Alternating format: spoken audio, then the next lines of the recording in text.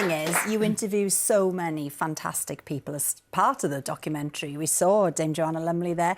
And then Sir Paul McCartney says about you, you know, you were very much what you see is what you get. And apparently you credit that a lot to your dad. I do, 100%. My dad was from Lancashire. He was very down to earth, very grounded, very loving, and he didn't take any nonsense, but he was kind. And my dad's always with me. He's always on my shoulder. Oh. And I loved him. He was amazing, because I had to get permission from him to leave school. And was it easy?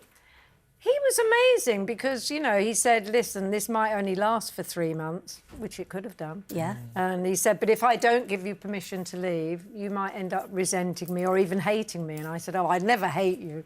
But it was quite wise, actually. Yeah, and, definitely. He was always, you know, my main man. Yeah. There is so much incredible footage for you to choose from. I mean, Sadie, there's one moment in particular with Woody Allen that you wanted to make sure that you kept in this.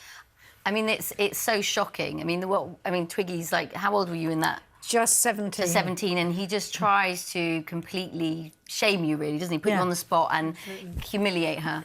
And I think I really wanted to build the kind of tension, the momentum, and I had, you know, Brooke Shields and other people commenting on that. But I mean, for somebody, I mean, explain exactly how you felt in that moment. I mean, well, you know, I'd been used to being interviewed in England, and it was my first trip to America. And I went in after the Beatles, so I was like part of the British invasion, so to speak.